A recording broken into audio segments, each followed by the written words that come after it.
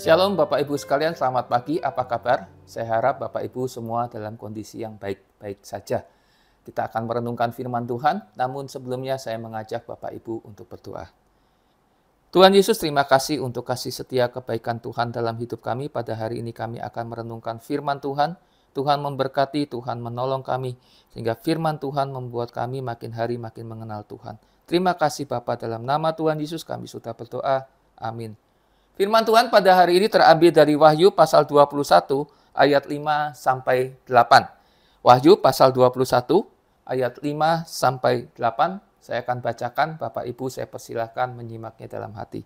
Wahyu pasal 21 ayat 5 sampai 8. Ia yang duduk di atas tahta berkata, lihatlah aku menjadikan segala sesuatu baru. Dan firman-Nya tuliskanlah, karena segala perkataan ini adalah tepat dan benar. Firman-Nya lagi kepadaku, semuanya telah terjadi, aku adalah Alfa dan Omega, yang awal dan yang akhir. Orang yang haus akan kuberi minum dengan cuma-cuma dari mata air kehidupan. Barang siapa menang, ia akan memperoleh semuanya ini, dan aku akan menjadi Allahnya dan akan menjadi anakku. Tetapi orang-orang penakut, orang-orang yang tidak percaya, orang-orang keji, orang-orang pembunuh, orang-orang sundal, tukang-tukang sihir, penyembah-penyembah berhala, dan semua pendusta, mereka akan mendapat bagian mereka di dalam lautan yang menyala-nyala oleh api dan belerang. Inilah kematian yang kedua. Bapak Ibu sekalian yang dikasihi Tuhan, beberapa kali kita mendengar satu isu di mana orang sudah berani menetapkan kapan terjadinya akhir zaman.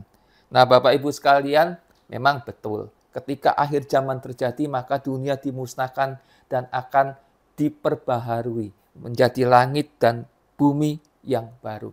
Memang benar, di akhir zaman kita semua akan dihakimi atas apa yang kita perbuat, apa yang kita percaya ketika kita hidup di dunia ini. Namun ada satu hal penting yang perlu kita ketahui tentang akhir zaman. Bahwa tidak ada satu orang pun yang bisa memperhitungkan kapan akhir zaman itu terjadi. Ini seringkali yang menjadi isu-isu menarik di kalangan orang Kristen. Banyak orang mencoba menghitung kapan akhir zaman dan kembali lagi, selalu salah perhitungannya. Karena apa? Memang akhir zaman tidak ada yang bisa memprediksi. Sehingga Bapak Ibu sekalian, pertanyaannya adalah kalau akhir zaman bisa datang kapan saja tanpa sepengetahuan kita, maka apa yang terjadi, apa yang harus kita lakukan di dalam kehidupan kita. Di dalam ayat 7 sampai ayat 8 dikatakan bahwa orang yang menang, orang yang beriman, maka dia akan menjadi anak Tuhan. Dia akan bersama-sama dengan Tuhan. Tetapi orang-orang yang jahat, orang-orang yang tidak percaya, orang-orang keji, maka dia akan menerima kematian kekal, kematian yang kedua. Sehingga Bapak Ibu sekalian, pertanyaannya, seandainya setelah saya menyampaikan firman Tuhan ini, kemudian akhir zaman tiba, siapkah Bapak Ibu? Apakah hati Bapak Ibu sudah percaya Tuhan Yesus atau belum? Kalau kita sekarang bukan mendekati akhir zaman saat ini ya. Sekarang kita kira-kira mendekati tahun baru. Sebentar lagi beralih tahun. Nah, kalau kita mau merefleksi hidup kita di hari-hari sebelumnya, hari-hari kemarin, betulkah kita sudah hidup di dalam Tuhan? Sehingga ketika kita menghadapi akhir zaman, kiamat itu datang kapan saja, kita sudah siap di hadapan Tuhan. Dan Tuhan mendapati kita hambaku yang baik dan setia. Bapak Ibu, kalau kita sekarang belum sungguh-sungguh di dalam Tuhan, maka sebentar lagi tahun baru Bapak Ibu sekalian.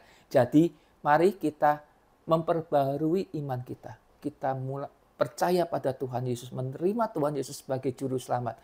Dan di tahun yang baru ke depan, kita sudah hidup di dalam Tuhan. Sehingga kapanpun Tuhan Yesus datang kedua kali, kapanpun akhir zaman itu tiba, kita sudah siap. Mari kita berdoa. Tuhan Yesus, terima kasih kami sudah merenungkan firman Tuhan. Biarlah melalui apa yang kami renungkan, kami belajar bahwa akhir zaman kami tidak tahu kapan terjadi. Namun yang kami tahu bahwa kami sebagai anak-anak Tuhan harus siap kapan kedatangan Tuhan Yesus kedua itu terjadi. Terima kasih Bapa. Dalam nama Tuhan Yesus kami sudah berdoa. Amin.